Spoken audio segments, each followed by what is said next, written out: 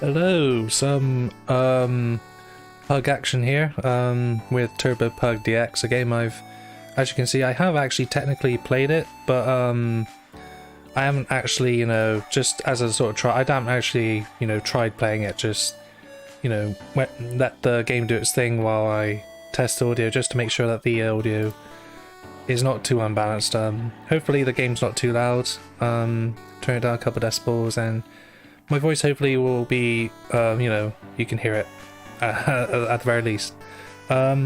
So yeah, as said, this is a pug that is turbo and has a big DX, whatever deluxe thing is. Yeah, let your dirty minds do the thinking. So yeah, this seems like a pretty small game, made by only a handful of people really. And it looks pretty cool, pretty simple sort of 8-bit auto runner, as I think it is. Bit like Jetpack Joyride, which I remember playing a lot as a few years ago on like my iPod Touch even. So yeah, just kind of a throwback to that, I guess. Not expecting, amazing like game of the year stuff from this. It's just seems like a nice small project rather.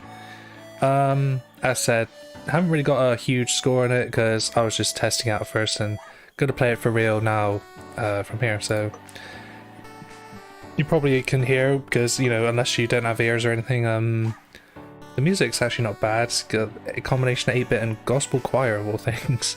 Very sort of angelical vibe for some reason, even though it's just a game about a fucking pixelated pug running down a field.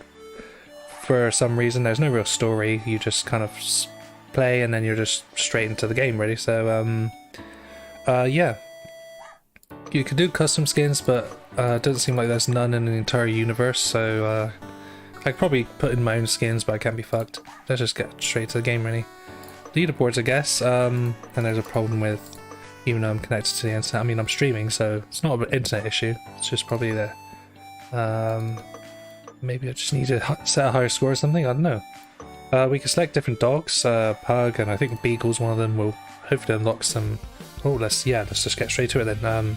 Didn't mean to press play, but whoops. Okay, wasn't quite ready yet. I was just choosing a Pug and then play the bells there. Okay, so the controls are, I think, WASD and space to jump. I think I'll just double check that. Yeah, space is to jump, and I don't think you can move up or down or anything. It doesn't seem like it. I'm pressing WASD and up, down, left, right, but I think it's just spacebar at the moment. Running at a consistent speed collecting pug heads. I don't want to know why they ended up in this area. Yeah, a very violent sort of undertone there, perhaps. Nice upbeat music though, which changes every time you use... oh, I missed the giant red block and the bee. Oh, I missed the bee. What does a bee do? Is it like a Donkey Kong thing where you collect, you get some sort of bonus or something?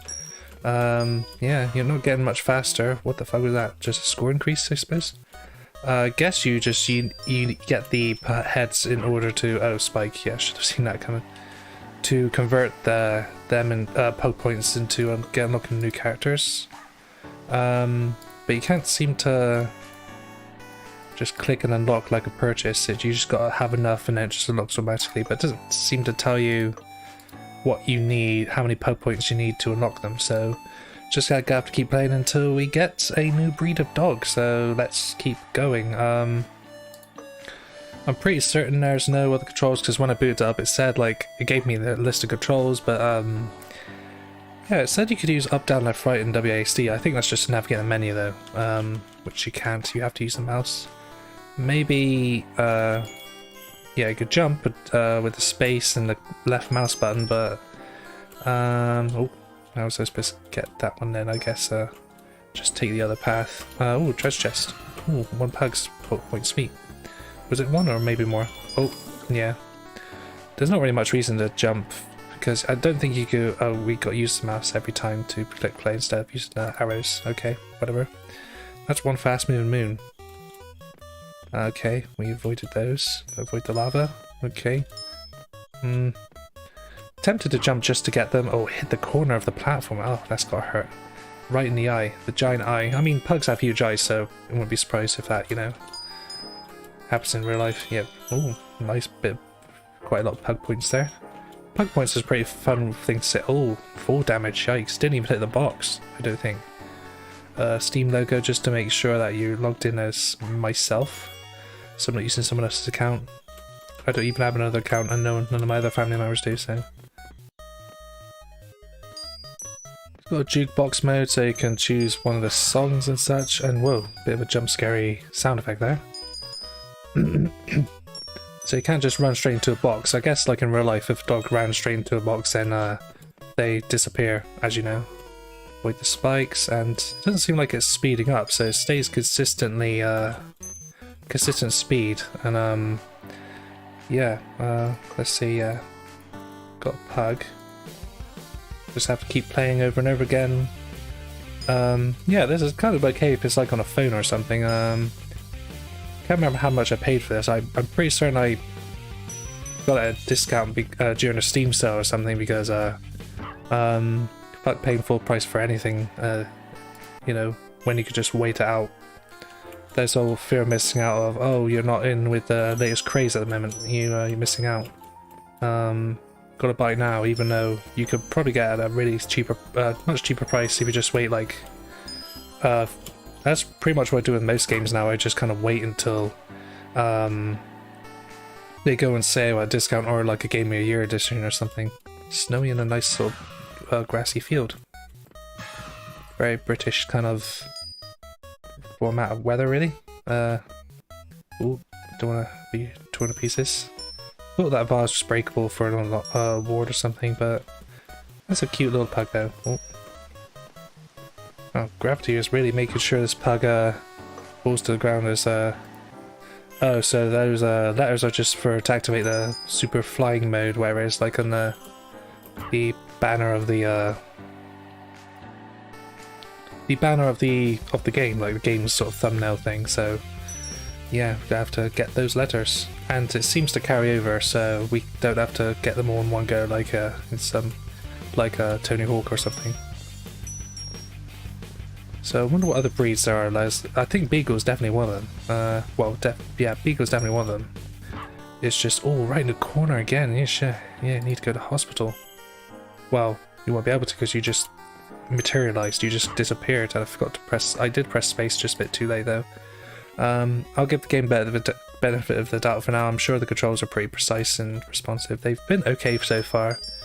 It's just the jumping is very snappy and you can't stop running. Oh, press space, but couldn't reach high enough. So yeah, get used to hearing that same gospel choir over and over again, because I could probably turn it off. There's a mute all button as well, so you could just turn everything off and just play in silence awkwardly. Oh, there's a big fat, that looks like a B more than D. Well, it looks a bit like a B. Get the B. Oh no.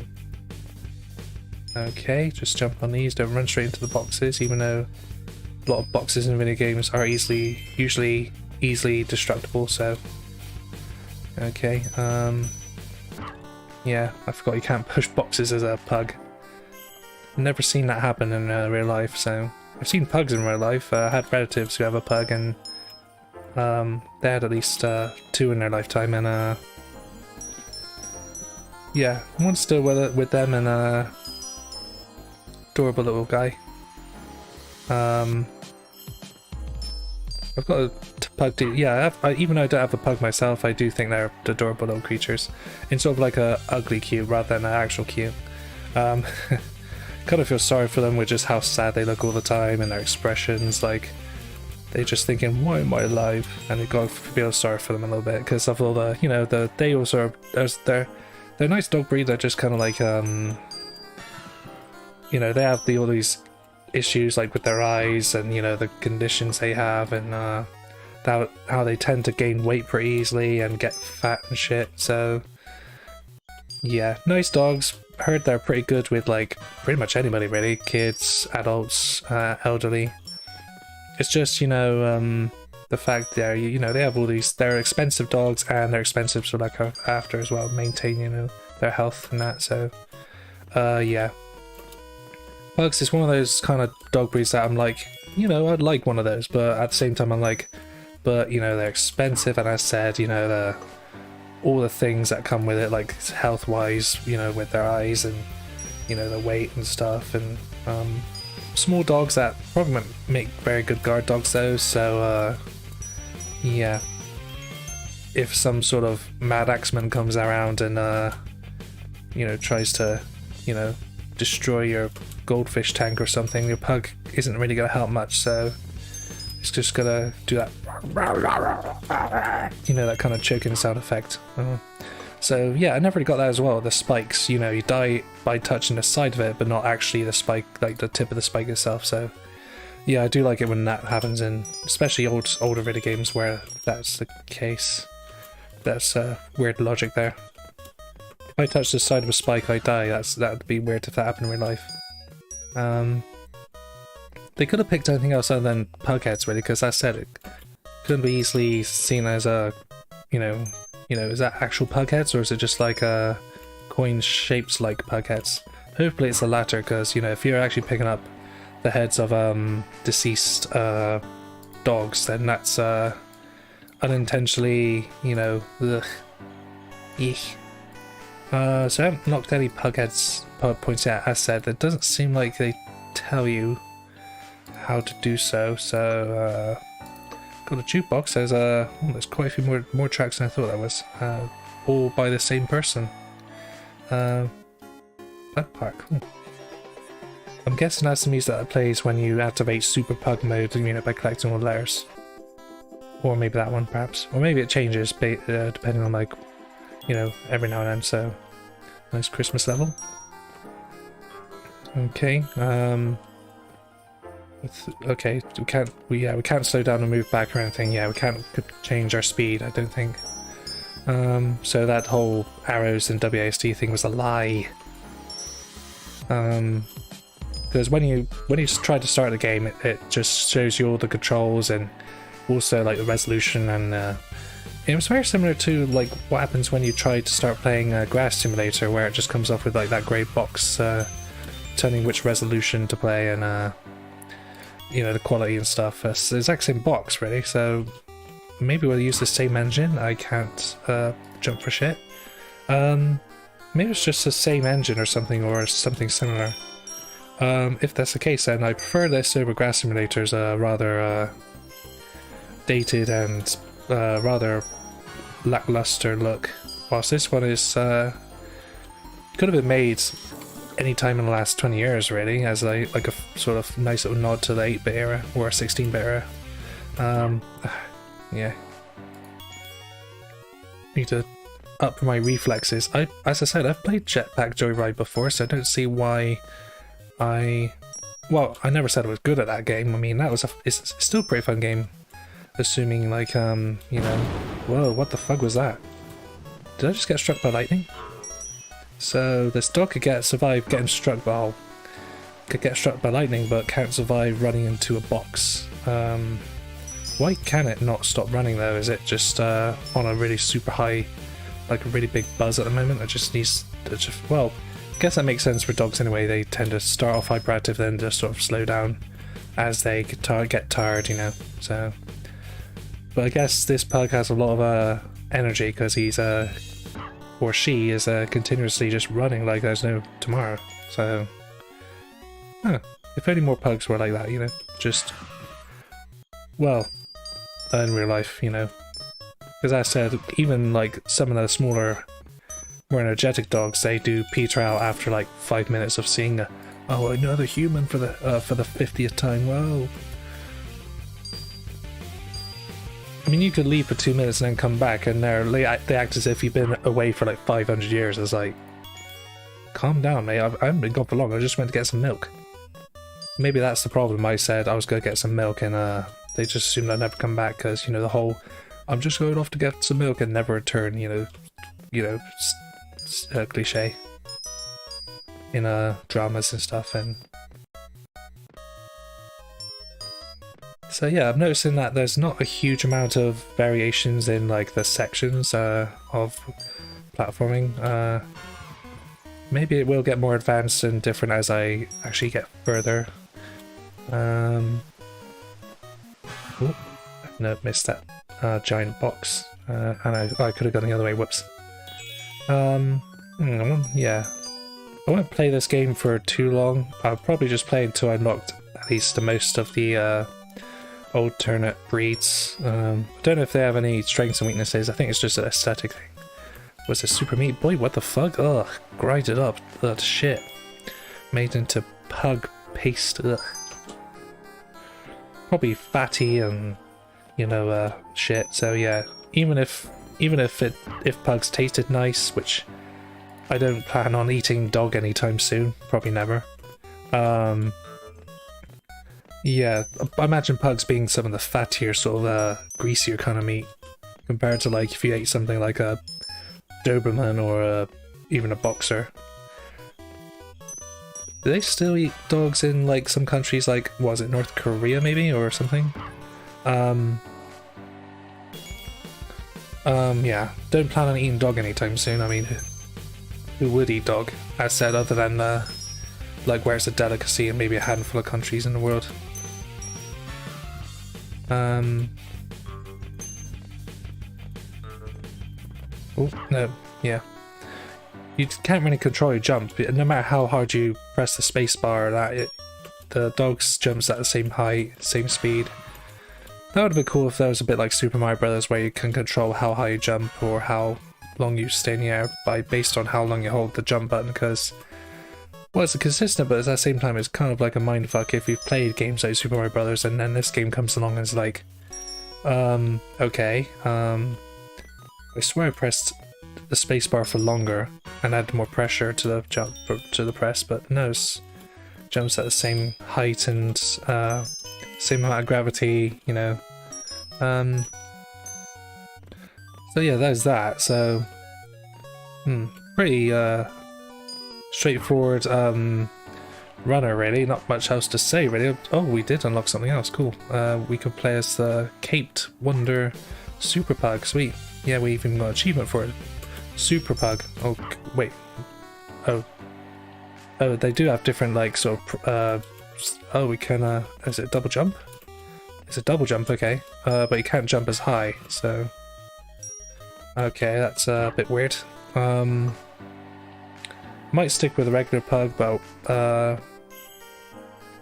no, yeah, I can't jump. Okay, yeah. Gotta jump at the last minute, really. You'd have... Yeah, maybe it's because, the weight of the cape is making it harder for the dog to jump higher, maybe? Or, I don't know what the logic is there. Yeah, it's not gonna work, I don't think, when we get to spikes. I think we're just gonna... yeah. And as said before, like, the height of the jump is the same no matter how hard or how... Oh, yeah. I'm gonna stick with regular pug, actually, because super pug... It's not like you could fly, it's just, and also... Yeah, I prefer that, actually. Well, hopefully the other dogs we unlock, are not as underwhelming. Maybe there's, like, different versions of pugs. Maybe there's, like, a robot pug, or an accountant pug, or a alien pug, you know, like, stuff like that. The blood, ugh. Rated 18. Rated M for maybe I should play something else. Yeah, this is not going to be a very long playthrough. This is just, oh, there's some nice little sort of bloom effect there. For a game like this, or maybe that was just the light from the power up. I wasn't really paying attention to that one in particular. So yeah, this is just going to be a one-off because what else is there to say and we'll do, really? Just play the same few sections until we unlock some new puppies to play as. Oh, yeah.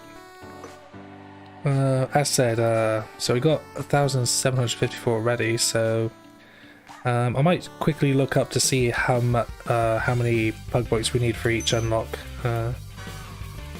so we're not as surprised. Okay, so what to play after this though as a one-off? It might be another one-off as well. I've got a few simulator games that but are just sitting in my Steam library that I bought a while ago. So maybe one of those perhaps, or something actually good, because let's be honest, even just after playing a handful of them, like Shower with Your Dad Simulator and Grass Simulator and Surgeon Simulator. Some of them are alright, like Surgeon Simulator, but others are just like clearly there for a quick penny, you know, like just to cash in on the trend of, oh, they make a simulator of anything, isn't that funny? Imagine that pointy part of the box just piercing the chest of, oh, that's just, I don't want to think about it anymore, let's move on. Oh, yeah, nice. So this is definitely a kind of game that you'd imagine being free on the Apple Store or something, not like something you'd pay for on Steam. Not that it's not bad, it's just pretty limited, you know, pretty basic. Now don't get me wrong, I don't... Oh, full damage. Or is that full damage? Yeah. Kind of here and there with the full damage thing, really. Dead tree. I don't think I can make a game like this at the moment. Oh, yep, there we go. Just need a couple more letters. I assume that's Super Pug mode. It's taken a little while to get to that. Because I keep dying. Oh, no, not precise enough. I imagine like someone in there, maybe this was just a stepping stone until they like, you know, generate some money, you know, creating a small game like in their spare time to fund towards bigger projects. That's what a lot of studios do. They start off quite small and then they ramp up as they get more money and experience in that. So maybe that is the case. I haven't really checked what other games they've made except for the original Turbo Pug, which was the DX version, so it's got to be better than the original, right? It's got to be.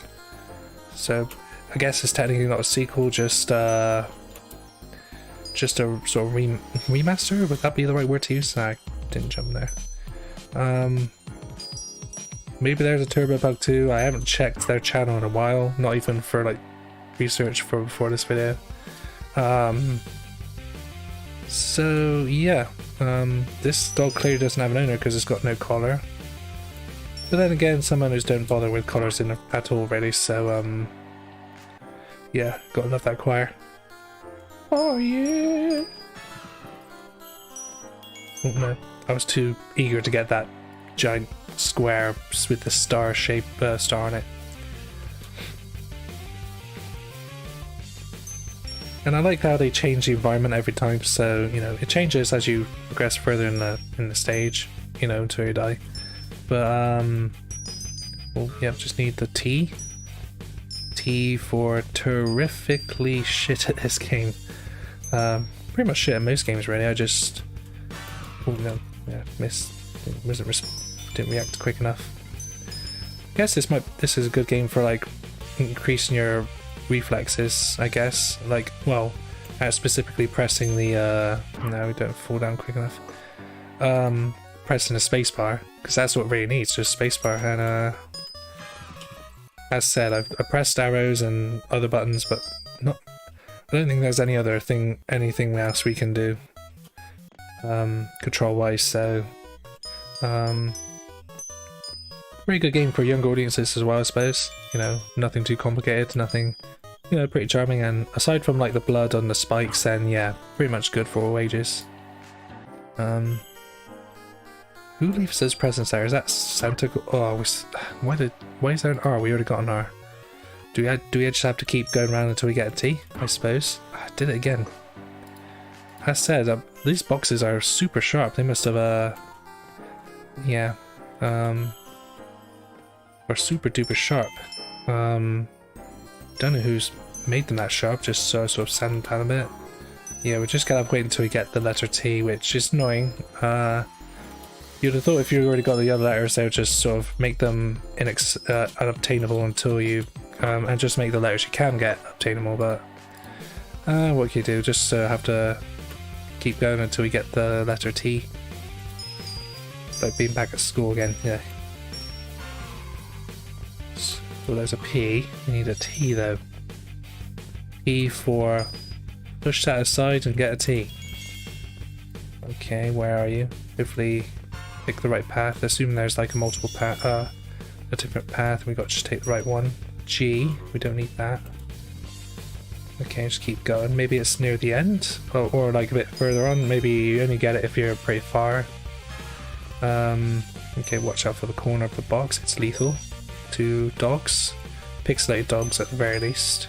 No. No, still the same. So might as well stay on this screen really, because there's not really any reason to.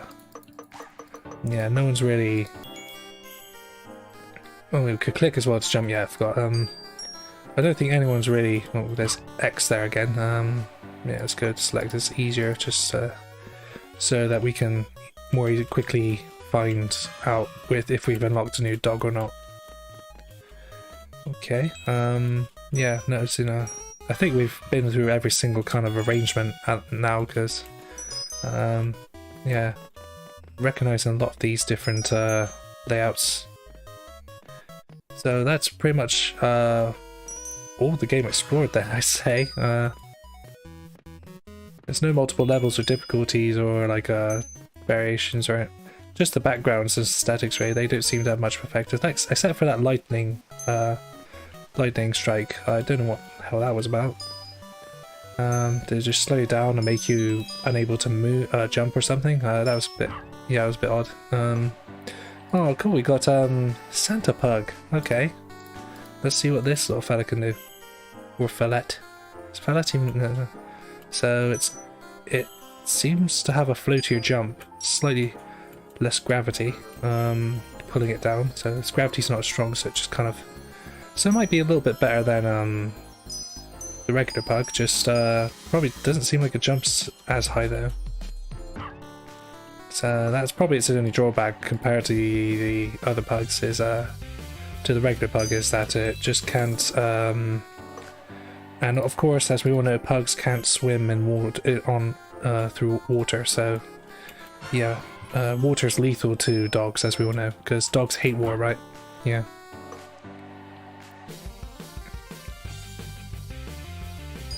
So we're gonna get Halloween Pug next, I suppose. Where's that there T? I just want to find out what it does. Maybe just make you Super Pug. Well, we already got a Super Pug. We just don't want to play a Super Pug because I don't know. Just having to press the spacebar twice to double jump as high as a regular pug is just a regular pug standard jump is a little more annoying. We might be able to just unlock all these dogs in a short amount of time, really.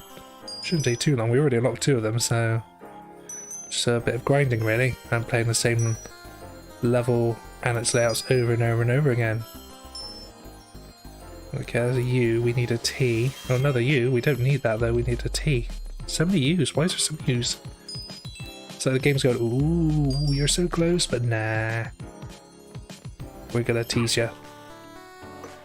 Maybe we gotta get really far without dying to increase the chances of the T spawning, I suppose.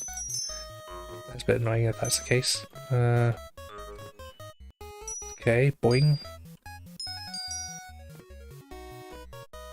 So yeah, it's kind of weird how water is a hazard. They could have just at least changed the water to be like what with that patch of the pool of lava back there earlier. Just make all the water lava or acid or something to make it more obvious that it's a hazard. Because as said, you know, it's not exactly you know, the whole dogs love water, cats hate it. So, you know, you thought that a dog would want to be in the water, so it kind of makes you want to go, oh, you know, I'll make it jump in the water then. Or maybe it's not, or maybe it's like bleach or something. Probably not good for its fur. Oh, headbutted the again. Yep, thank you, Holy Trinity Choir, whatever's. Yeah, I don't think they got an actual choir for that. They just got like it's like a MIDI or maybe just a stock sound effect or something. Okay, there's G. G for get the fuck out of there. I want a T. T for trying to find the T. Nah, I forgot. There's a bunch of blocks there. Maybe their stock tree.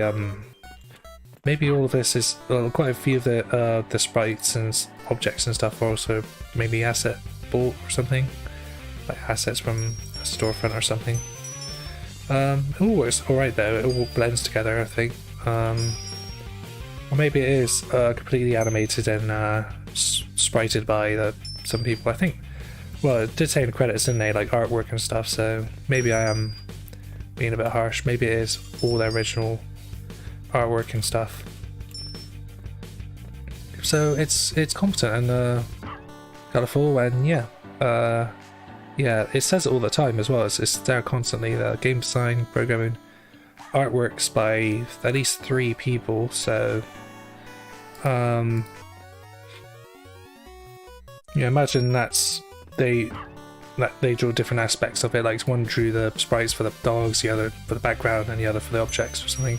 And it all blends quite well. So, yeah. Graphics wise, it's fine. I'm glad that there's multiple different tracks. It's just saying there's no alternate tracks for the title screen. I don't think there's any way to change like how which tracks appear more often than that, like in is it Gran Turismo or games like that allow you to customize the jukebox so some tracks play sooner than others. Yeah, another R. Oh, there's a crucifix. Is that like a cross as well? Like a religious cross? Okay. So there's some sort of a Catholic undertone to this game. Maybe it's subliminal religious imagery of sorts. Because, yeah, you know, with the choir and the cross, what next? Was Jesus Christ going to be a playable character, I suppose? He can walk on water, even though there's only small patches of water around, so not a very great ability to have in this game. Like Jesus Christ Pug or Jesus Pug or Pug Christ or something.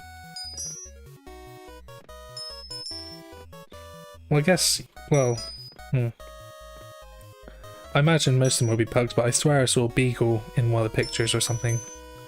For the game, I mean, it's like on the Steam page maybe or something. Still haven't got the T yet. Okay, there's G. Ouch. Keep going. Where's the T? Am I not able to get the letter T unless I play a certain character or something, or... Because yeah, the fact that we've been through this and for a little while now and there's not a single T, or at least one that, you know, I've seen in the last few minutes, I don't know. Okay. Bit of a tease. It'll be a bit of a tease though, like if it turns out there's no letter T at all and it's just, you know, tricking you into thinking there's a super cool power up if you get all the letters but you can't get the T. That'd be mean. Not a bad way of getting you to keep playing until you get that letter that doesn't exist though, so without you knowing that doesn't exist, so bit of a sort of fast sort of 8-bit drum and bass thing going on there. Seems like the letters are like locked in like each layout has a specific letter. It's not randomly generated letters, it's the same letter, so that's why I'm seeing a lot of the letter U, because they're using the same layout, so you have the same letter U over and over again. Okay, watch out for... nah. No, I need to jump at the last minute for that little sword blade to avoid that little circular blade thing.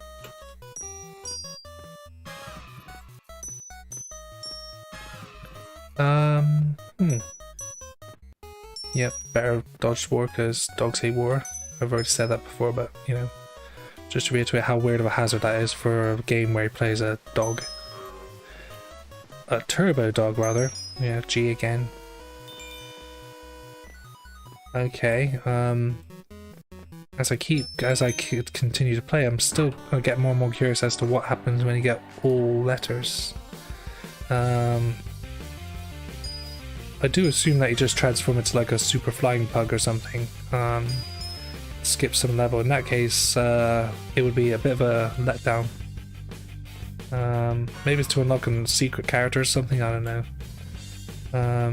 Yeah, U again, so many U's. That's the problem, there's like 2 U's in the word Turbo Pug X, so it's gonna appear more often than the letter T or the letter B, so... Maybe they just forgot to add some patterns with the letter T in it. So many U's. No. Because T's the first letter, so you thought it'd appear sooner, but I guess not. We'll just have to just play like normal and just hope that we eventually get to complete the word. Collect all the letters, because I'm starting to think it's not even there. And there's no real power-ups either, so to help you progress, or there's no upgrade system, because that's what made Jetpack Joyride pretty cool, is that you're playing not just for fun, but also to upgrade your character to progress further and make it easier to progress further. Lots of games like this have it, like Temple Run as well had that as well, and other like sort of variants of it, like Sonic Dash, not Sonic Dash, is it Sonic Dash? The iPhone game, or like the phone game where mobile, where you which is just like Temple Run but with Sonic basically. Yeah, that's what kept you playing, really, to make your characters faster or stronger or whatever, so you can... finally, Jesus Christ. Why did it take so fucking long? So what's that do? Okay, I think I just need to press a button or something to activate it, perhaps? Or maybe next time I die, something different will happen or something. But I'll keep going just to, you know, save me from restarting over and over again. Get as many health points as I can before this dog headbutts something or dies at spikes or something. So there it is. Let's go back. Is there a way to look at the controls? Reset options. I'm not resetting progress, that's for sure. Super Peng... Oh, it's a bonus level then, I guess. Right click to stop the scrolling letters at the right time. Collect all the letters to win. If you lose, you will loose. You will loose. I think they meant loosen? Nah, they meant lose, didn't they? They just couldn't spell. Typo. This game's been a while. Been out for a while as well, so I can't imagine. Well, I know it's a very small mistake, but still, loose. You will loose if you run out of time. Yeah, I will be looser. I'll be like looser on the floor going, no, I can't move my limbs. I'm so loose because I just can't believe it. So yeah, that's kind of funny in a sort of, oh, they spelled it wrong kind of way. So yeah, so as I said, right click, stop the scrolling at the right time, collect all the letters to win. Okay, so that's probably where the arrows come in. So okay, just need to get the T. There we go. Oh, is that it? We don't need to jump or anything. Okay, oh, we do. Okay, I wasn't paying attention. Oh. Oh, that's, didn't get to retry, okay. Maybe I should have been more alert. That was, collecting all those letters then was a bit of a waste, really. Damn it. So what happens if, I wonder what happens if we then, get all those letters? Do we just unlock another minigame or a new character or something? Because, if so, then yeah, I'll try again, but, you know, maybe it's just for the one achievement. Maybe. Okay, let's go to character select, see if, yeah. Might be a little while before we unlock the next, silhouetted dog. That was lame. Oh yeah. Sing, Satchmo, sing. Oh, okay, alright. Is it just me or is Santa Pug red now? Has it been eating chili or something, or is it blushing because it found a attractive dog nearby? No, I don't see any. I mean, who would call a dog attractive? Dogs aren't really attractive, they're just cute, or, you know, that's pretty much it, mostly cute, regardless of the breed, really. There was a T as well. That's weird. I don't remember. There's a T there, yeah. It now finally appears regularly now, okay. Oh yeah, jumped high enough, but just couldn't stay in a box enough to jump to get that letter. Oh well. That's one fast moving moon. So either the pug is moving really fast, causing time to go fast as well. Bit like how Superman flies really fast around the world to reverse time, which is pretty stupid. Or the pug's not actually running really fast, it's just time's going really fast and giving the illusion that the pug's actually running fast when he's not, he's just running at a regular speed for what, you know, how long the day's going. So it's very short days. Very short days. What was this, Northern Europe or something? Or Canada or something? I don't know. Or like, you know, really high up north or something. Me.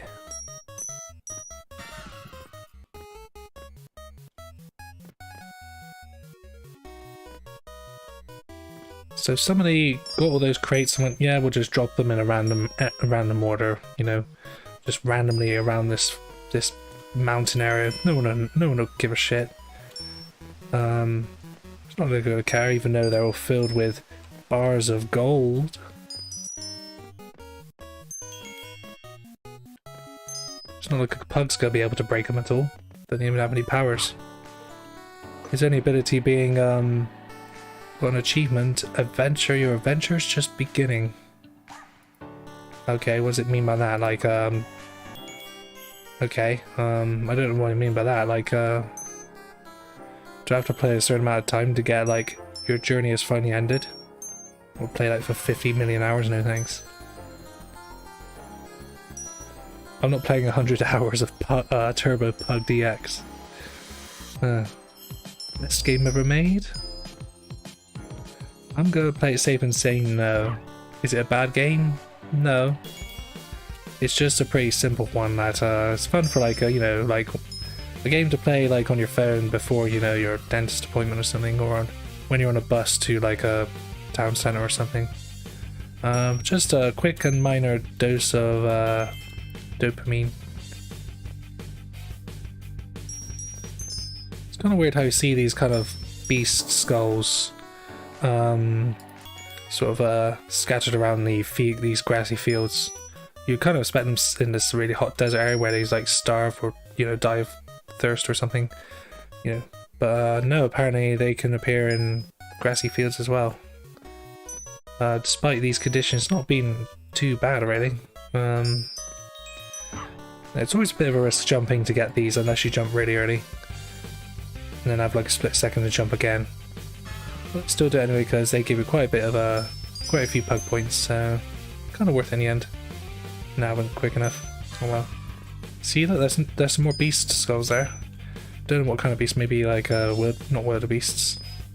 Some sort of a beast, sort of cow-like creature. And not just the, you know, building the crates. I kind of get because, you know, they're crates, you know, maybe they're too heavy to transport and that, but why all these spikes? Who went, you know, we should build them right over here, you know, so that the pug can jump in it and die. Not in it, but like into it, rather. Got to use proper English. Because my English be good. Ah. Go back to character select, yep. Maybe some of these costumes or different dogs require you to different conditions to unlock, maybe, perhaps, not just pug points. But just from that little line above the character selection, that is assumed that, you know, all it does is take pug points to do. So just keep collecting them. So I wonder if the those sort of cover pictures are deceiving, like see a flying pug but it turns out you can't fly at all. Like Superman or that Bullet Bill game online, that Flash game where you could just sort of dash through obstacles and destroy them.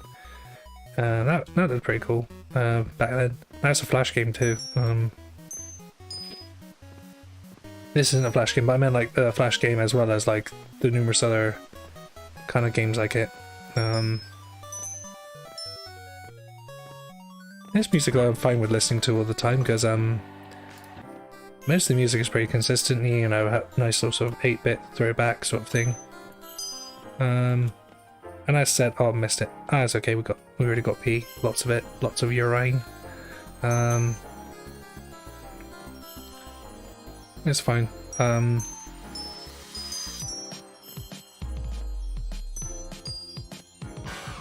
I also noticed that with those crosses, there was also some skulls there, so someone died right next to it, or someone was crucified, or... Yeah, as said, there's some religious stuff going on with this game, unintentional or not. Maybe it's just like, we'll see if anyone notices and see if anyone has a problem with it. Which I don't. I just thought it was interesting to point out, really, considering, you know, with the cutesy dog and the colourful, you know, 16-bit sprite work, and then there's some skulls and bloody spikes all around the places. Is the tone that these kind of things clash with each other a little bit, so I just find it kind of funny more than a thing. No, jump too soon.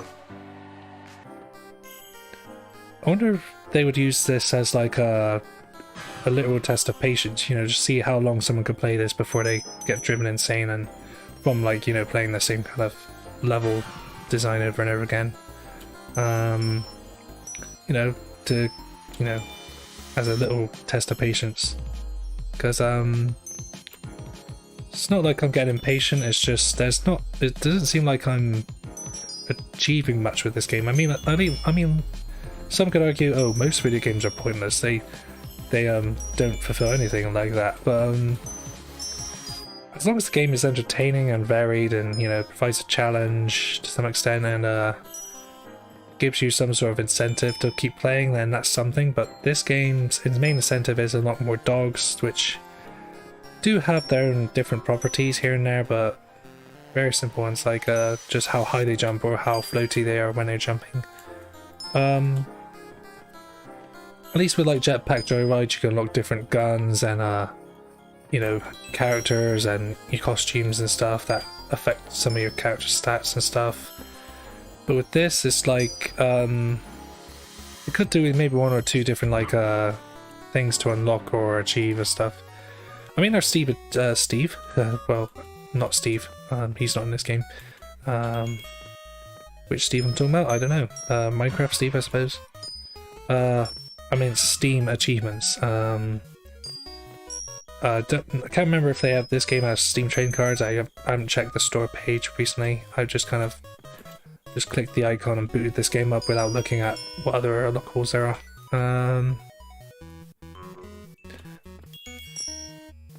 But yeah, it's usually good when a game has plenty of content to unlock and to change your experience in that. And this has one of the things, but that's about it, which is the unlockable dogs. With some things that change what they do a little bit, but not enough to, you know, warrant playing them over and over and... Oh, okay, we got... Speaking of unlocking stuff, we got Mexican Pug. What does this little fella do then? Oh, he's a lot faster. By a lot faster, I mean maybe a little bit. Well, yeah, you see, this little one's certainly got certainly a fast runner, that's for sure, compared to the others. Eek. But at least he jumps about the same as maybe a bit quicker actually. So this one's actually okay. I don't mind that. You know, I kind of take it back a little bit because at least each of the dogs changes a little bit. I play, like, this one's faster, so it requires faster response times than I have any other jump, double jump, and the other one has a floatier jump. So, but the gameplay is pretty much the same, really. It's just these minor tweaks that alters the difficulty, really, more than anything, than the actual experience. Oh yeah, indeed. Oh yeah. Okay, loads of presents as well. So Santa Claus just kind of went crazy with that Christmas night. Yeah, just went crazy. Like, didn't give a shit about where the presents were going to. He just went crazy that night. That wasn't milk and carrots. It was a crack and sherbet. Weather effects. Ooh, I just noticed weather effects. Snow, or is it rain? I think it's snow. Okay. This should hopefully, this Mexican pug should hopefully speed up, you know, the amount of pug points we get so we can unlock the next costume. So there's probably a benefit, there's quite a big benefit to making it faster compared to the other pugs where the super pug, I don't know, not much. It doesn't tell you what each pug does though, so you gotta sort of click and find yourself. But yeah, I don't think that's enough to sustain anyone's interest for more than like one hour long playthrough or something. For example, I don't intend to play this for any more than 2 hours because what else is there to say about it? You play the game to collect pug points to unlock more pugs, and that's pretty much it. Maybe there's like a super secret ending, and in it is like you know, the meaning of life. You know, a screen that tells you what the meaning of life actually is. We all know the answer to that anyways, whatever you want it to be, so that's pretty generic and lame answer, but one I think is not a bad one.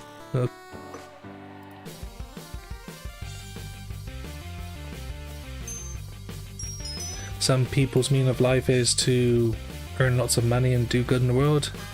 Others think the meaning of life is just to enjoy yourself while you still can, regardless of other people. So, I don't know. Depends. What do I think the meaning of life is? My meaning of life is to not answer that question myself. So yeah. I think I'm fulfilling that right now, really. So, ooh. And I've fulfilled that for the last, you know, several years, really. Yeah, it would be cool if you could use the arrows to navigate the menu instead of the mouse, because then I guess I could just use a mouse. Mouse? What am I, Sean Connery for all of a sudden? What the fuck was that? Yeah, I'll just use a mouse then. Just click to jump. Right mouse doesn't seem to do anything though. Might also be, you know, less audible than the keyboard press, spacebar press perhaps.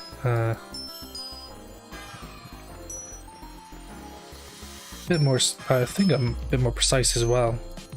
You know, the delay between you pressing spacebar and, you know, the game responding. With the mouse, it seems to be a little bit more responsive. Or maybe that's just my mind playing tricks on me. Maybe it's about the same, I'm just more used to using the mouse than the keyboard, I guess. Not for games, but just in general, because mouse is pretty important peripheral for your computer. No? Not like the keyboard isn't, it's just, you know, the keyboard is like... we need the mouse to select options. I guess you could just use keyboard like with tab and the Windows button and stuff, but assuming you're using a PC, not a Mac. I don't really get why. I mean, alright, I do kind of get it in that, you know, that it's good for Macs are good for like music production and stuff, but and like graphic design and that, but I just don't get why people would get a Mac for gaming, because, you know, Windows is just cheaper, you know, in general. I mean, Macs tend to cost... I think that's one thing that prevents me from getting Macs, it's just the price point. I mean, kind of hypocritical considering I spent about the same amount on a Mac building a PC, but it's also to do with the accessibility thing. I'm just so used to using PCs, like why go back and change that to Mac? Every time I've used a Mac, I'm like, okay, what do I mean, I know how to do certain things on Mac, but, you know, just the amount of stuff I've learned what to do in Windows is like, why go to Mac when you've perfectly comfortable and can do almost all the stuff you want to on a Windows, really, PC. Don't even ask me about Linux, I don't really know anything about it. Mostly Windows for me. Yeah. Gaming on a Mac, I don't even know what that's like. Is that any good? I think it was alright, but the problem is so many games aren't really built with Mac in mind, so yeah, I think one of the more infamous examples is Super Meat Boy, where, you know, it just didn't work quite right on Mac, and I think it took a while for that to appear in a functional state before, you know, well, after Windows and the Xbox versions and stuff like that. So also, Mac mouses are pretty weird, at least the ones I've used, the ones with without any left mouse right mouse buttons. It's just like one big clickable mouse. with the tiny little plastic like circle at the top of the mouse. That is a weird mouse. I prefer like if it was divided and like in separate pieces instead of just one big clickable mouse. It works fine, it's just a bit weird for me. I just like to see all the buttons laid out and, you know, separate, you know, more distinctly. I keep dying at that freaking corner. Too high. Oh, yeah, the pug's pissed now, he's red. Or she's red, could be my pug. Kind of hard to tell with that sprite. Jump there, yep. Very quick jump. As said, Macs are good for music production, which I've used. Oh, what the fuck? That happens so occasionally. It's like, what the fuck? Jump scare much? At least that evil witch doesn't pop out and just go. Wah! I hate that video when I was a kid. Just you know, where it's like a video of a car driving down like a mountain road, and then after a few seconds, just this evil, like looking exorcist girl pops out and goes. Ugh, hate that. I hate jump scares in general. So if someone says, you know, do you want to watch this movie? It looks good. It's like clearly a movie where there's some sort of evil ghost, not ghost, like a evil demon possessed girl or something. Then no thanks, because I know that there's gonna be like a shit ton of jump scares just to, you know, make sure you're watching, you know, because we can't figure out how to scare people without such loud, obnoxious volume changes. It's like I always think like if the jump scare in a movie was like if the jump scare was just like, you know, typical scenario, you know, a man or a woman goes into a bathroom and, you know, they check their cabinet mirror, you know, so, you know, after brushing their teeth, they open it to get like a medicine or something, and then you know, the music goes all quiet, you know, it sort of builds up, goes da, da, da, da, and then it goes all silent, and then as soon as they close the door, it's all silent, and you're like, phew, good, there wasn't a demon behind me. But then they turn around and then the camera pans suddenly and it's like, bleh. I hate that. That's such a generic and typical jump scare, you know. It's predictable, and I just imagine if in that scene, instead of like a demon, it was a cat, like a little kitten. Imagine like getting jump scared by a picture of a cat, or I keep dying to that freaking box. Yeah, just imagine if like that jump scare, but instead of a demon, it was like a kitten. So when you turn around, then you hear, bleh, but it's actually a adorable little cat. You wouldn't go, oh my god, that was a scary kitten. No, you'd go, oh my god, that was loud and annoying. Because that's the scary part. It's not actually a lot of the time it's not the imagery, it's just the loud noise that just suddenly pops up, catching you off guard, you know. Even though ironically jump scares, you could just predict when they're about to arrive. So whenever I watch a scene where I know there's going to be a jump scare, I just kind of, even after not, you know, even when I haven't even seen the movie before, I'll be like closing part of my ear, because I know that it's just going to be really loud, because I'm also autistic, so I'm not a fan of loud noises either. So jump scares are like 1,000, well, not 1,000 times worse, but you know, they probably annoy me than they do the non-autistic person, just because of the change from really quiet to really, really loud. So not a fan of that.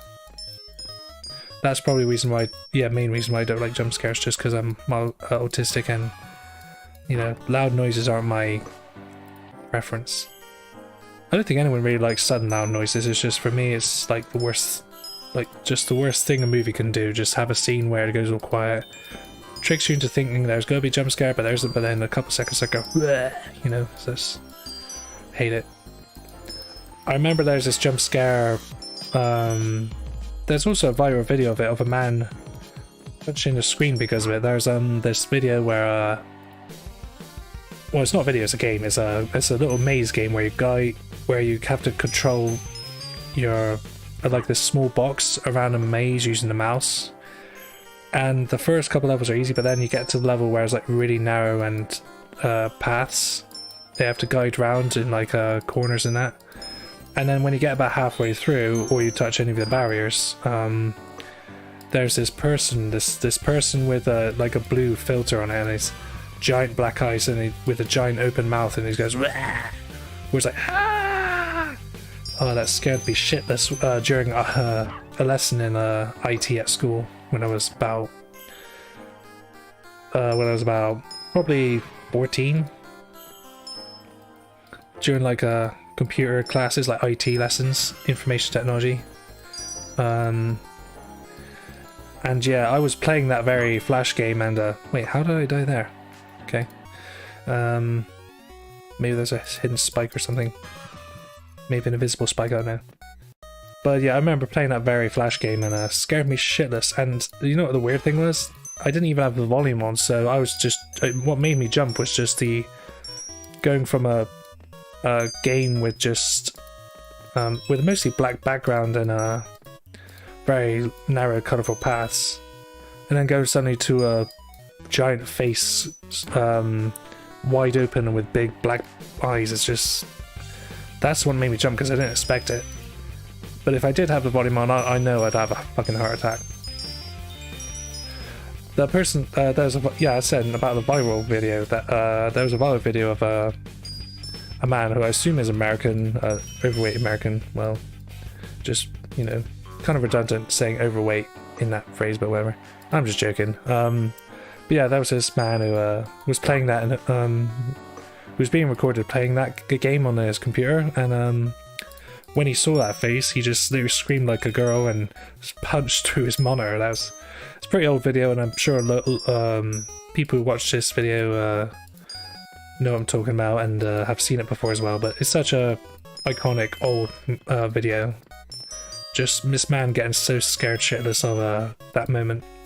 I never actually punched a monitor, but he certainly did. He broke it. That was kind of funny, even though I kind of empathized with the person, because I've been there.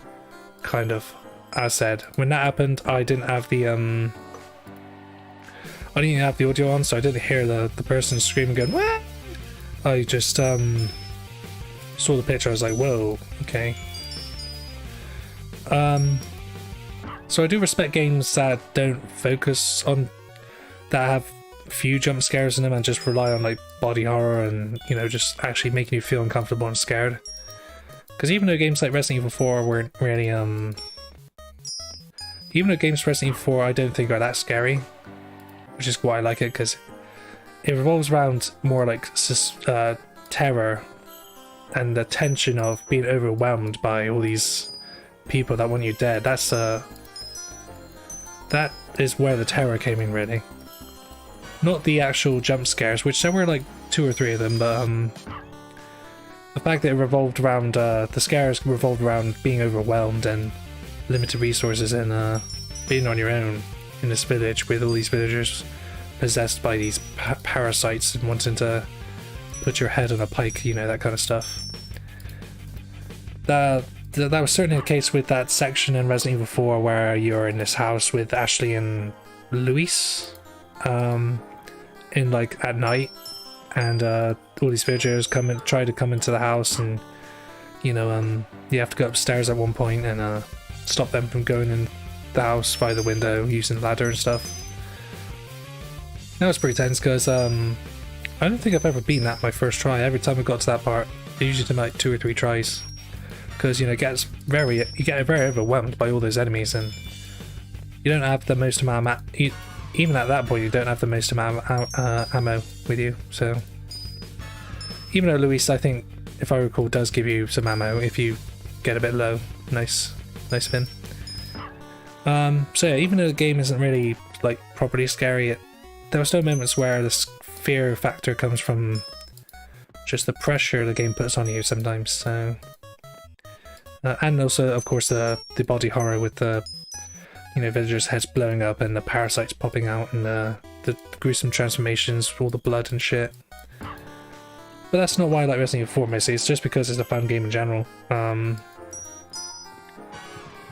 Just because, you know, the controls, the graphics, whilst gradually getting more and more dated, still look pretty good, for especially for its generation. And also on top of that, just the amount of content as well. There was so much to do in that game. Even if you've beaten the game once, there's multiple difficulties. You've got Ada's story, you got the mercenaries mode, you got the unlockable talking figurine things, you got the like new game plus and new costumes, some of which actually affect how you play, like actually getting a knight armor, and I think one of Leon's costumes also changed some things as well, like the use of a gangster outfit. So yeah, Resident Evil 4 is one of my favorite games. I haven't played the remake yet. I played the demo, just not the remake. I haven't even played any of the other remakes yet. Maybe that's an idea of something to play, either between streams or even during a live stream. So I played some of the original Resident Evil 2 and some of the original Resident Evil 3, but not the remakes. But I would like to play the remake when it, goes on sale, because as I said, that's what I usually do when a game comes out. I don't get it straight away, unless it's something I absolutely love, like Binding of Isaac or something. Or a game that I know is never going to be at a huge discount, like BeamNG. BeamNG Drive, for some reason, never goes on sale for very much. Like, I think I've seen at most it goes on sale for at most 20% off, no more than that. I think it's because it's early access still. I think BeamNG is still early access. It's been like that for God knows how long. So yeah, I kind of bought that not because it was a big selling thing, but because I know that it's never going to go on sale for like 50% off. It's just not, unless it goes into out of early access, which doesn't seem like will be the case for, well, anytime soon. So I bought it when it was like at 15% off or something on Steam. So yeah, I'd say at least 90% of the time I'm buying a game, it's usually when it's at a discount or on sale or pre-owned at a lower price or something. Some games actually sell pretty cheaply when they're brand new. Like I got WarioWare Get Together for like less than 20 quid or like $20 or something like that, brand new, which is pretty cool. And that wasn't very long after it released either. That was like, what, a few weeks after it launched, so that was a bit of a bargain. Not like, new or pre-owned, there's not a great deal of difference, maybe just like the quality of the case, or maybe somewhere in the front sticker or something stupid like that. But I would preferably like to buy some things new, but there's always that particular obstacle that I fail at. What was I gonna say? Oh yeah, I don't mind buying stuff new, it's just they tend to be more expensive, and there's not really much of a reason to buy new or pre-owned if the game itself is same quality, really. Maybe a couple scratches on the disc if you want to pre-owned. Whoa, that made me jump a little bit. I wonder if this is the only weather condition that actually can affect you during the game. Because when it's sunny or snowy, rainy, it doesn't seem to change the gameplay much. So anyway, what was I saying? Oh yeah, because pre-owned disc probably plays just as well as a new disc, maybe with an occasional scratch here and there that might make it not run as well or something. Oh, okay, we got a cat. Mittens the kitten. Right, so... Well, it's not dog simulator or anything, it's so... Okay, that's fine. I do like cats anyway, so let's see what this little fella does. That was a double jump. But a better version of the Super Pug. Pretty agile too. Yeah, pretty agile little... I even changed the sound effect to a meow. Oh. If I had a cat, I probably would have a grey cat. I think grey cats look quite nice in general. Yeah, but not so... I don't, have to double jump for those particular areas. Still collecting pug heads though, even though you're a cat. You'd have thought that, if a cat went up to a pug head, the cat would be like, and then just run off. Run the opposite direction. I mean, that's what cats tend to do when they see a dog. They get sort of tense and, you know, their hair stand up and hide under a truck or something. One cat I do really, the one breed of cat I do like though is we'll stick with Mexican pug actually. So yeah, if I did have a cat myself, I'd probably go for, I don't know the name of many cat breeds, but there's one in particular that I remember just because I have a distinct they look, and that's the Scottish fold cats. I think they're cute with the folded ears and the giant eyes and the, I heard they're pretty nice pets, like, you know, their personalities and stuff. I think what helps is also there's this meme, the infamous talking cats meme, the one with the sort of ginger cat, quote unquote talking, you know, the and then it cuts to a clip of the bored cat with the sort of sad expression like I don't know, I like that. I like those videos, that they're pretty funny.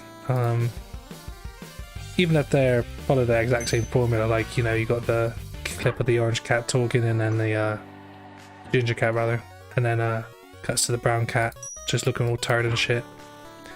I just like it, you know, some people have even created like entire stories with them there, so I think that those videos definitely helped, you know, seal my love for the Scottish fold breed of cat. Oh, can I double jump with this character? Oh my god, I could double jump with this character all this time. I didn't even bother trying that. Certainly makes some of these obstacles easier to jump over.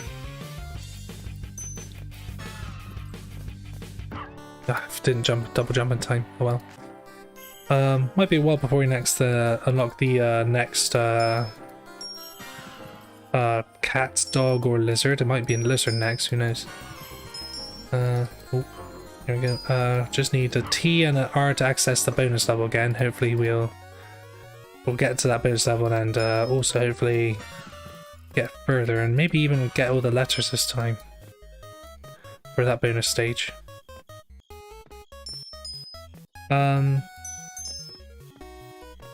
Yeah, as said, I don't really know many different cat breed names. Like, there's Manx and there's Persian and Scottish Fold and can't remember what there's a breed of cats that are quite often grey. I can't remember what their breed is called.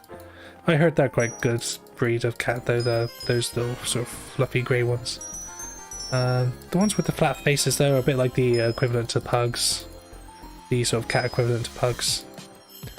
I think alright, but I think that's going to be a similar problem with like their, you know, because their faces are flat, there's going to be some other health problems they're going to have to deal with.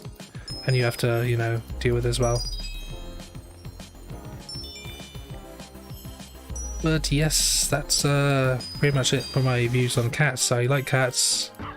Before, if you asked me like a few years ago, like which I prefer, dogs or cats, I'd probably say cats, but now I'm kind of more torn between whether I like cats or dogs. Well, I mean, I like both. I mean, why not both, you know? But I certainly appreciate dogs more, you know, with like as a, you know, some of my interactions with dogs haven't been great. They either don't like me or I just don't really show enough interest, and so they don't either, so.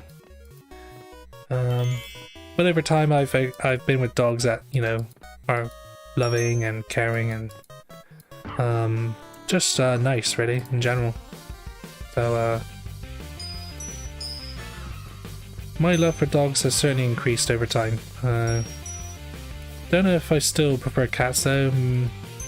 I'd say it's about the same at the moment, but you know, who knows, maybe there's gonna be one instance where a dog completely changed my mind. I'm like, yes, dogs forever, you know. Dogs are a man's best friend after all. And last time I checked, I am a man. Ooh. Okay, so we need a T and an R just to access this level again. Oh, there's P. That was a P, wasn't it?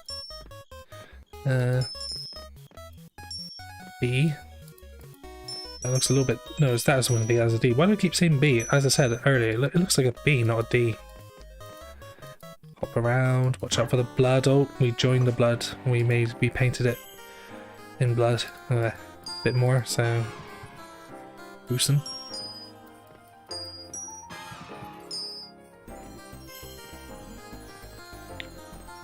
I'm surprised they added like some bloom effects there.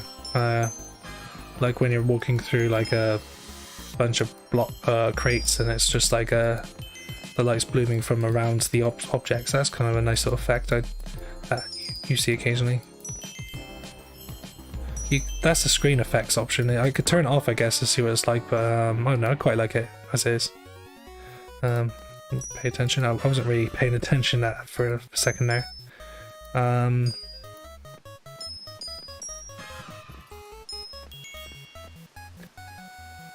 Wonder why the Mexican pug's faster.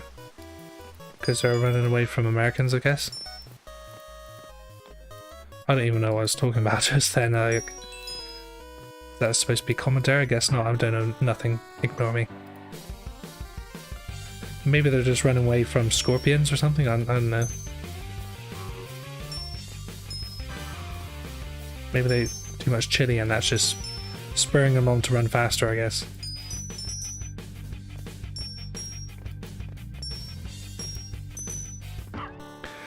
I now prefer using a mouse and a keyboard, so I'm going to stick with just clicking. Might be worse for audio, but I don't know, I just find it more comfortable with this game anyway. Not like this game has many more controls to pay attention to. Not many other sort of moves. No moves like Jagger.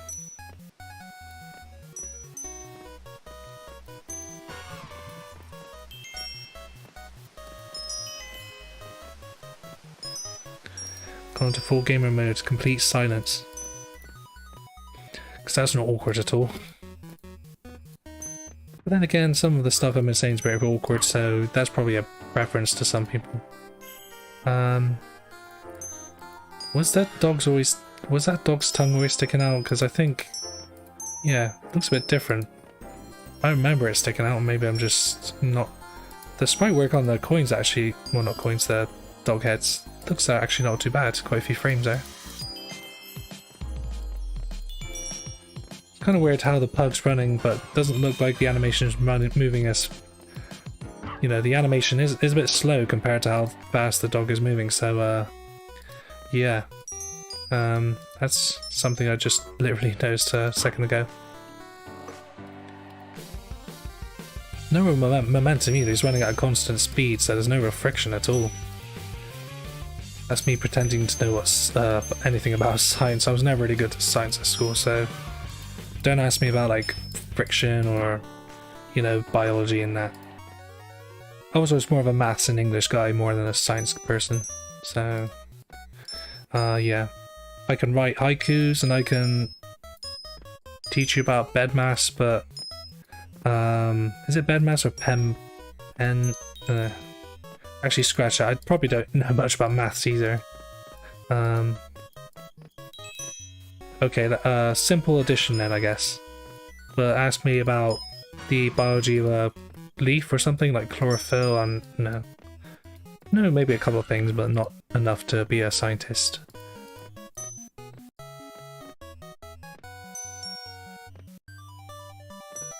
Why did I go up there? I could have just gone straight. I guess I was too eager to collect the head of my dead pug friend. This dog's a nice guy. Or girl.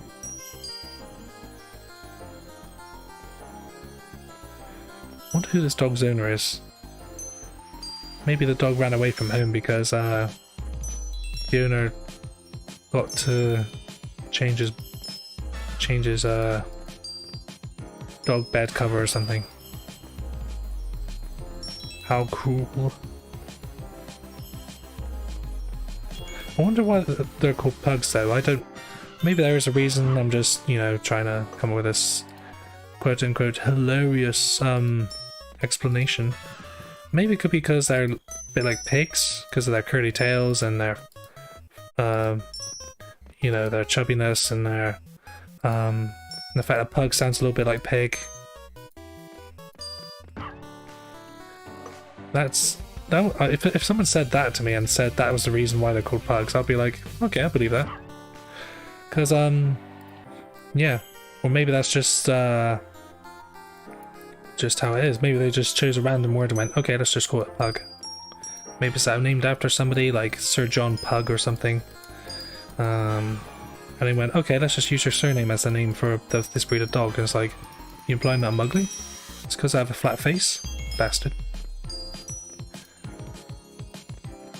That's actually not a bad idea, building a snowman right next to a wall, because then, like, if it starts to, you know, if it gets a bit hot and it starts to droop a bit, then it's got the wall to support it. So, because you know, a lot of snowmen are when people build snowmen during the winter and stuff, they tend to build it like snowmen like in the middle of a patch of snow or something, and like in the middle of the garden or something. But you know, as I said, if the temperature gets a little bit hot, or like if they don't position all the sections of the snowman right, it could just fall over and just you know, completely collapse. So putting a wall, building it to a corner of a wall, or at least a wall at all, would probably be a good idea, really. So you know, if it does fall that way, it could still be supported by something and still look like a snowman for the most part. So not a bad idea, person who made that pixelated snowman, and put it right next to a crate or a wall or something. Shame in the UK we didn't get any snow last year, or this month or last month, so didn't get it this winter, so that's a bit sad, because that's one of the things that a lot of us associate with winter, you know, the cold weather and the snow. Canada and America get that much more frequently than us Brits do. I remember one time we got snow in March, of all things, like mid-March, which was a nice little surprise. Probably not for the people who drive, because, you know, dangerous roads and that, so... But since I don't know how to drive yet, then it doesn't bother me. You know, building snowmen and stuff, and playing with the snow, and or even just going out for a walk in the snow is quite cool and refreshing in that. So the fact we didn't get any snow at all, well, it might have snowed for like 5 minutes and then just stopped. That's pretty much it. So didn't feel as Christmassy as some of the other Christmases in the last 10 years. I think if I did drive and I could drive a car and that, I'd have the opposite opinion, like, oh, this shit, now I can't drive to work or get anywhere easily. I have to walk, or I'm screwed using a bike in that because it's just slippery still, and but because I don't drive, I have the same opinion like a lot of younger people have, like, yay, it's snowing, yay, I'd have to go to work, or oh yay, it's snowing, time to build a snowman, or throw snowballs at people's faces.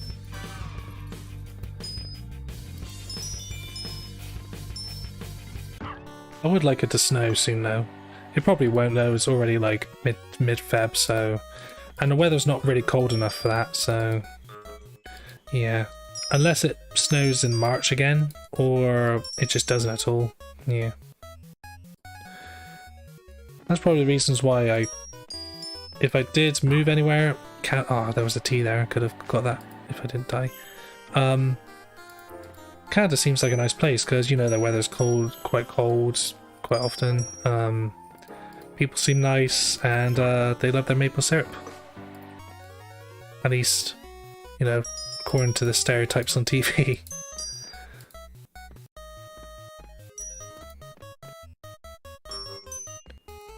And as you all know, everything on TV is true. Of course it is. He says sarcastically.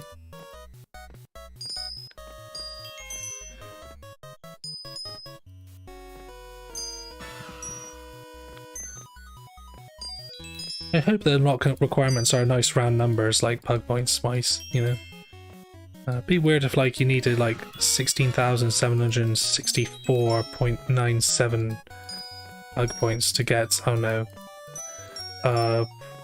you know, soldier pug or something. Oh yeah, indeed. No, that's okay. Oh, that's painful. I don't think I've died in the lava yet. Maybe actually in a scratch that I have. It's just not as often. That's a pretty... I don't know if that's a really good or really bad way to go. Just falling in lava. Because you feel pain for like a second or two and then that's it, you're just gone. A bit like when, you know, if you just exploded, you know, into pieces. Like, I'm trying to think of a movie where a character explodes. Like, that guy in Dragon Ball Z where Boo enters his body and then he just inflates and goes explode. That's probably a bad way to go because, you know, you're gradually feeling pain and then just bang. But if you just suddenly explode, like someone strapped some dynamite on you and just, you know, press the button or whatever and, you know, you just explode, then you won't really have time to feel it. I mean, you probably would if your head's still intact, but, and maybe even if some of your head was still intact, you still probably feel a little bit until you for like a couple seconds and just go. But I'm talking like, you know, hypothetically, if you exploded and every single piece of your body was just a very tiny piece of you, like just you're in just millions of little pieces, everything, your head, your arms, your legs, just unrecognizable, like just a pile of meat, like in a little bit like in Fallout, where with the bloody mess perk, just like that really. Because as said, by the time you felt the pain, that's it, you're dead. I think one of the worst ways to go is just being burned alive. Or maybe like you had like millions of paper cuts and you just gradually bled to death. That's horrible. Best way to go is obviously dying in your sleep. Like if you just go to bed and you go to sleep and you never wake up, you know, because you're dead.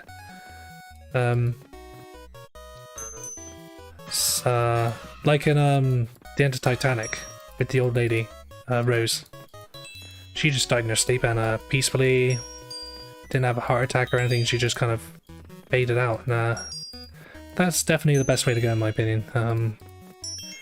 Because you don't feel anything, it's not painful, you just kind of fade out. Especially with like family members, like if you're with your close family members with you and they just I don't know actually, because you know it'll be sad for them seeing you actually just fade out, but at the same time for you it'd be nice because you know you got your people that you love with you and you know just comfort you before your last hours. So yeah, that's that. Fingers crossed that's the way I go when I die, just in my sleep.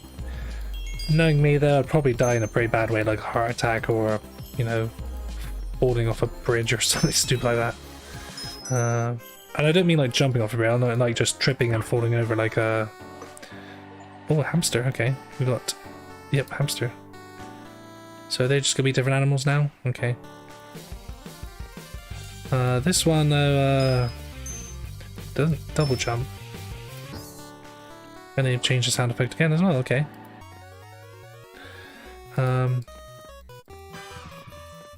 But yeah, so or drowning is pretty horrible way to go because you know you're like with when you're being burned alive, you're just kind of struggling and in pain, agony before you go, and it's not and you know if you're drowning, your body's gonna be full of water. So even if you do get out of it, you'll probably die from just the amount of water in your system. You're regulating like what's ever in your body. I don't know what I'm talking about.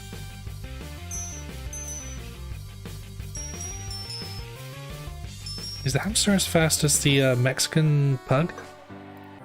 Guess so. Feels like it. Why would a hamster be interested in pug heads? Maybe it's a fan of that character in Men in Black. Oh, what's the pug's name in that? Frank? Is it Frank? Something like that.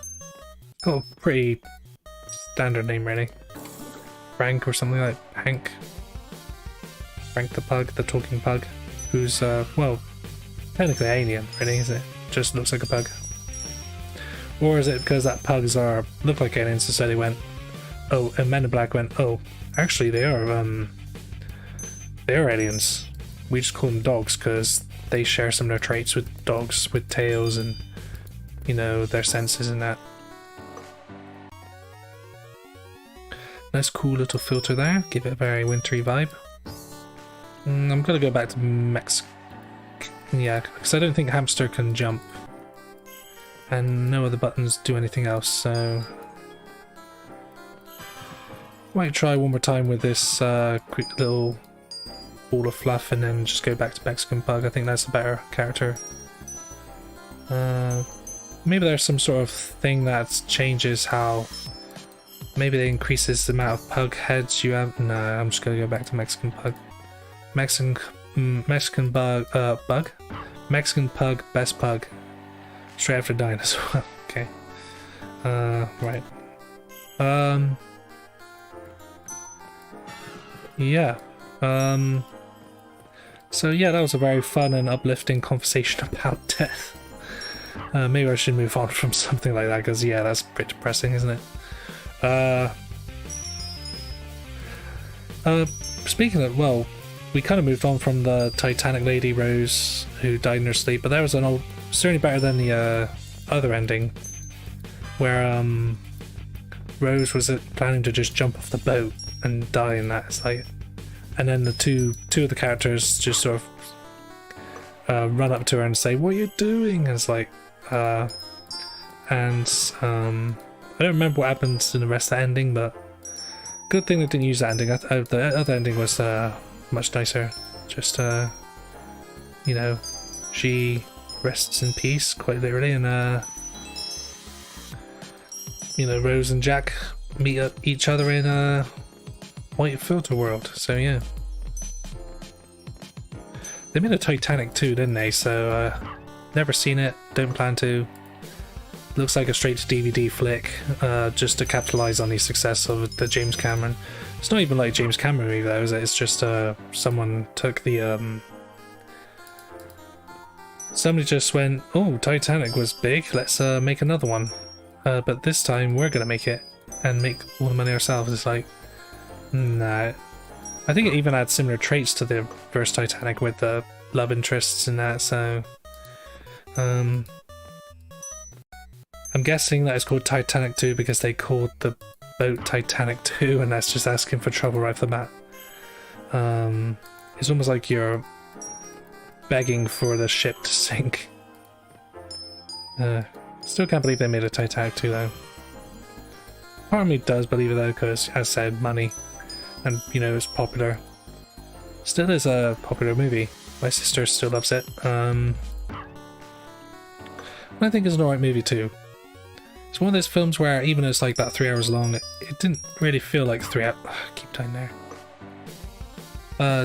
Even though it's like about 3 hours long, it doesn't feel like a 3-hour movie. It feels more like a 2.5 hour movie because, you know, develops the characters, the relationships, and some cool scenes like the one with Billy Zane's character. Is it Billy Zane? Or is it Alex? No, I think it's Bill Zane or something like that. The guy who plays the asshole with the sort of gelled hair. Rose is a person that she was originally with in that movie. What's he called? Oh, damn it.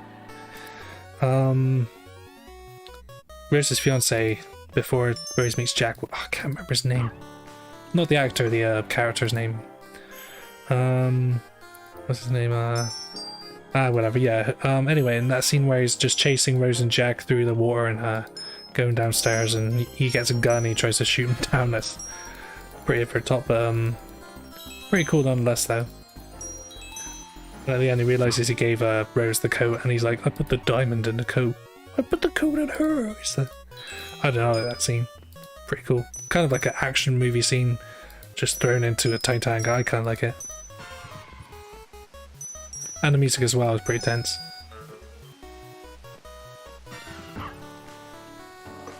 Yeah.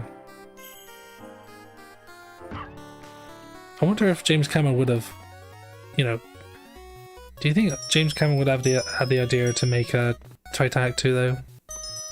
It makes sense to make Avatar 1 and 2 because, you know, it's not based on real events, you know, so fictional. And, you know, they only explore parts of Pandora and that, and there's so many other areas to explore. and expand upon like the water world and the desert world and stuff. But Titanic 2 though, like that, how you do it. The fact someone else made it is kind of funny. In that, like, why? Just why? I mean, we know the reasons why. I was being more rhetorical, like, who would want to watch it, you know? It's not a James Cameron movie, and I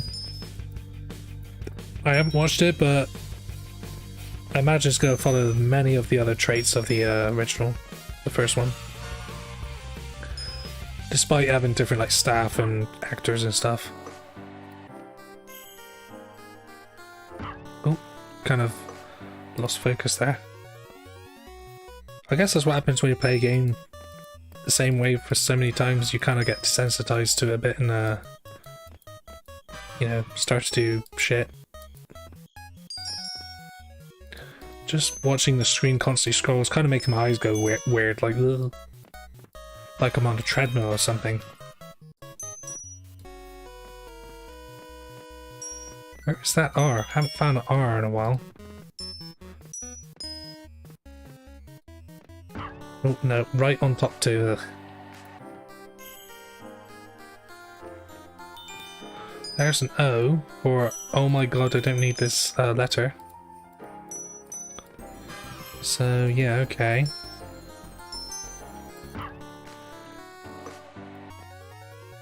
I might try a few more times because I'm not sure how much more I'm gonna get from this. The fact that I'm even played it for more than an hour is kind of a miracle, really. Kind of like a, you get extra pug points if you do like a very close jump or something. Like a, okay. It's nice that a very small audience also cheers you on, like whenever you get a treasure chest or something. That also begs the question, why are there 5 pug points, like pug dog heads, in a treasure chest? Yeah, again, fueling the whole sort of creepypasta, like, sort of setups. Like, someone killed 5 dogs and then put them in a treasure chest for someone to find, haunting them for the rest of their lives. I don't know. I do say that quite a lot as well, I don't know, because that's what happens really, I just don't know about a lot of things. Cool. Might unlock one more character and then raise them a little bit and then see if they're worth, you know, sticking with, and then or I might just wait until I get the last letter we need to access the bonus stage and then finish on the bonus stage, because yeah, I think the variety well has been completely drained. Just hope we don't miss the R.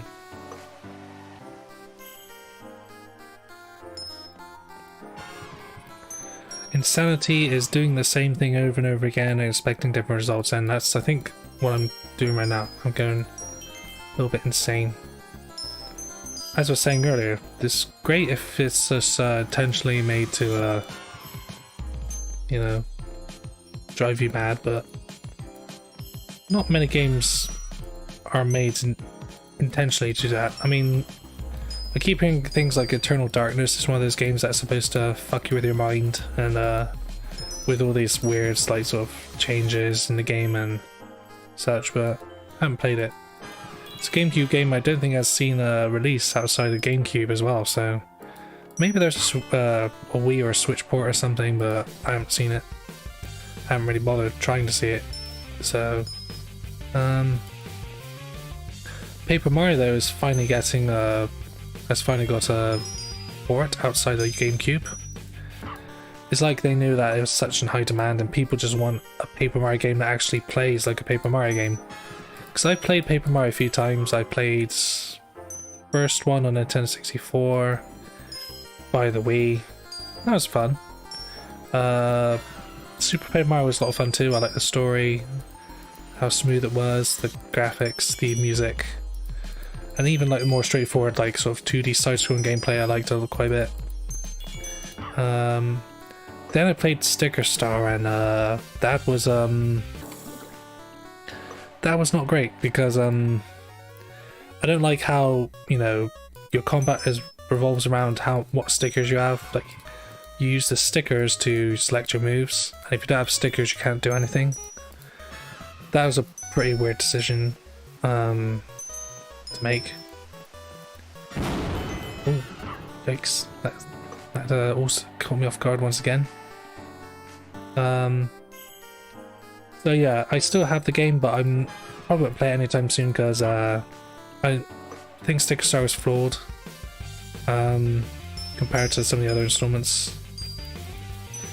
I also played Color Splash on Wii U, and that was slightly better, but not by much. The graphics were even better, of course. Music was good. But they still use that not stupid, but just to kind of flawed sticker system again. Colouring them in was kind of nice though, but still a minor improvement, but still not the Paper Mario I was hoping for. I haven't played Origami King though on the Switch. That looks kind of cool, but I imagine it's more the same, like Paper Mario that fails to capture what made the original Paper Mario so fun in the first place. Just the combat, really. They insist on changing the combat so much that it doesn't really resemble a Paper Mario game anymore. And that's why they pretty much released a remastered version of Thousand Year Door, because everyone considers that to be the best in the series, and just from looking at it, I'd say so too, because I haven't played it, because for a while you could only get it on GameCube for like, and you had to pay like £100, like $100 for a pre-owned boxed Paper Mario game on GameCube, and that's ridiculous money. But that kind of shows how good it was, because you know people were so desperate to have it, and because of how good it was, really. Oh, now there are plenty of ours there. Okay, let's maybe concentrate for this particular section. Okay, this is a different mini game. Alright, escape the Devourer. Jump into an egg to escape the monster while avoiding obstacles in your way. So it's kind of similar, just a boss battle. Okay, alright. Alright, burnt to a crisp. Yeah, it was. So that didn't last long. Could I move forward and backwards? Because it looked like I was pretty far left to the screen there. Whoops. Pressed the button. By accident. So how many more mini games are there then? How many of them are there? Because there's two at the moment. There's the collecting the letters one and the Bowser one. So yeah, you only get the one shot too. I'm not sure if you could go back to retry anywhere, which kind of sucks. Because to try to get these letters in the first place takes a little while, it seems, without, you know, playing over and over again. So I'm not going to collect all the letters again. Screw that. I've done that enough already, I think. Maybe you do unlock some extra characters for doing this, or modes or something, but I'm not really too fussed at this point, so yeah, I might just farm for just one more character just to see if, you know, that character does anything a little bit different, like with this one. I don't know how many we need for these now, the 4. I also want to leave myself enough unlockables if I do ever, for some reason, decide I want to come back to this game. Kind of exhausted it, I think, at this point, so that's the only thing left for it, just unlocking those 4 characters. Maybe there's a super secret awesome boss battle or something. I've just not found it.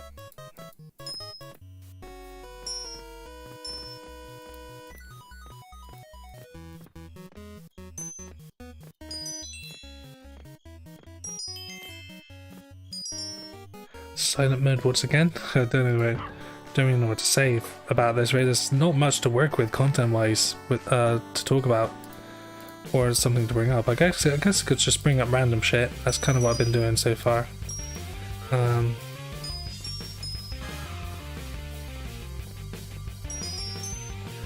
Yeah, pugs are pretty nice. Just as mentioned with like Men in Black, it's probably one of the more iconic pugs in media. And the first Men in Black where they meet the... It's got to be Frank, isn't it? That's got to be his name. At the sort of stall in a street, and they start interrogating Frank, and then Tommy Lee Jones to... why did he die there? Was there a spike there, or some sort of hidden hazard there? Because that's pretty crafty if that's the case. Or maybe... I don't know. So, and then they start shaking Frank to interrogate him and stuff. That's... Imagine doing that scene now. That I don't think they would be able to get away with that. You know, animal cruelty and that. Shaking an actual dog around. Maybe it was just a prop. I don't know. It's been a while since I watched the first Men in Black. Men in Black 2. Funny when the pug is kind of singing that "I Will Survive" song by, is it Gloria something? That was pretty funny as well. What have we got? When he enters into the cafe and sees a dead body, and he's like 0% body fat. And third movie though, was he even in that movie? I don't really remember. The first one's a classic though. The second Men in Black, meh, it's alright. Third one was a little bit better, I think, than the second, but still, the first one is maybe it is partly nostalgia. Reason being nostalgia, perhaps, being the first and one I've watched the most, but I do enjoy that movie. I think a lot of people do as well. Just because it's a simple concept of, you know, agency that, you know, about, you know, deals with aliens, you know, alien immigrants and helping aliens and stuff. But just taken in sort of with a modern sort of like, you know, flair with it. I think the acting helps too with the Will Smith and Tommy Lee Jones. You know, Will Smith before the whole slapping Chris Rock thing, of course. And Rip Torn, who is sadly no longer with us, passed away quite a while ago. And that's a shame because he was pretty fun to watch. I even liked him when he was in Dodgeball: A True Story.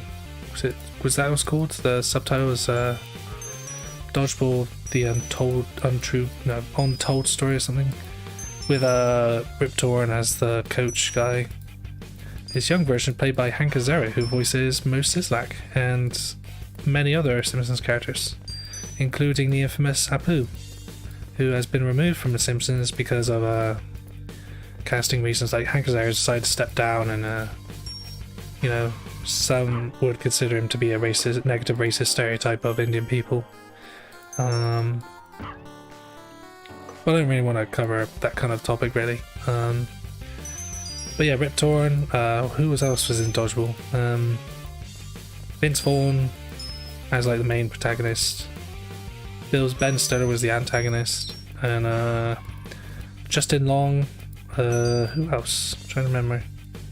A couple others anyway. But yeah, it's one of those movies that's kind of like, it's not that good, but you know, still fun to watch just because of how corny and over the top it can be.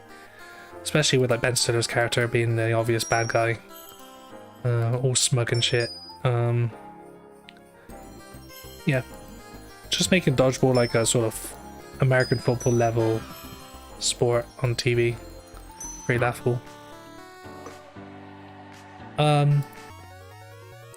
yeah, it's one of those films also I watched quite a few times, and mostly I watched it when I was at school, like secondary school. For some reason, when we had like one of those days off, like Mufti Day things, I think they're called Mufti Days.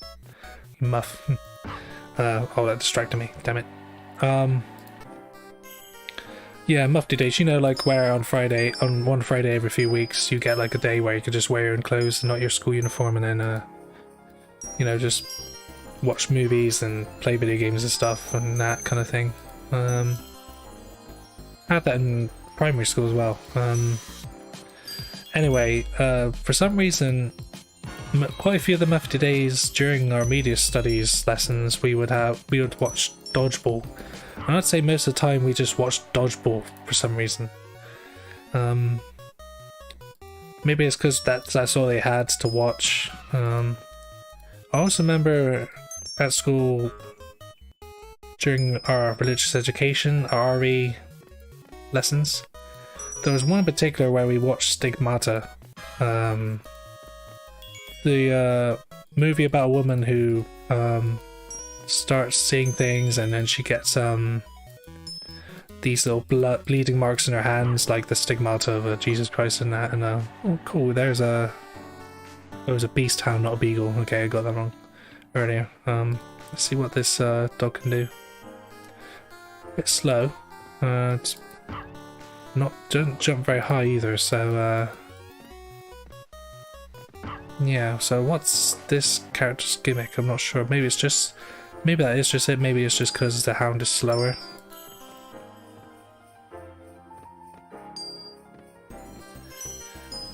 Well, sometimes you collect 2 pug points, other times you collect 1. One's hiding behind the other, I guess. Yeah, in the RE lesson, I think it must have been like 15, 16. In the RE lesson, we watched Stigmata of all things, because it had something to do with Christianity or something. That's not really the reason. Yeah, with Patricia Arquette, is that her name? Or at least that's what her name was when that movie came out. Yeah, we watched that for some reason. Didn't really like it that much. Not my kind of film. But yeah, one of the films I remember watching at school, like during those mufti days, was Dodgeball. As said, probably because they didn't have many other movies to select from. We could have theoretically just, had one of the kids bring a film we wanted to watch, but nah. As said, Dodgeball, maybe that's why I don't mind. Oh, he can double jump, okay. Can he? Or her? Not really gonna bother to find out what any of the other characters are. I'm not gonna find out what this beast hound can do.